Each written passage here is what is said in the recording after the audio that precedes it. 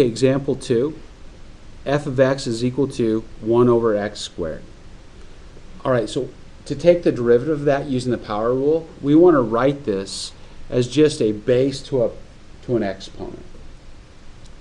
Well, if you can rewrite this to x to the negative 2, okay, do we understand that? That this is the same thing? Because x to the 2 is x squared, and the negative reciprocates it, so that's the same thing. If you can write that as a power, then you can use the power rule. So f prime of x is equal to negative 2, x to the what power? Negative 3. Right, you always subtract 1, and it'd be negative 3. Okay? So right here, when you have roots, you should write them as powers. This is the same thing as y equals x to the 2/3 power. Okay, does that make sense? Because a root is a fractional power.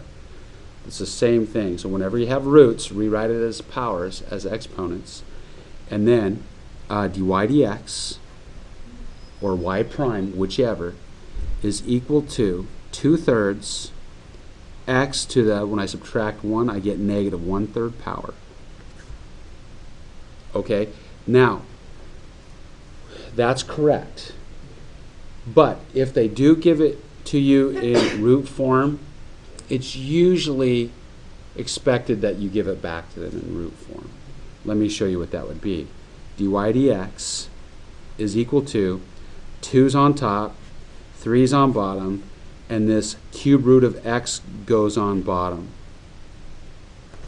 Whoops, cube root of x goes on bottom. So both of these are actually correct.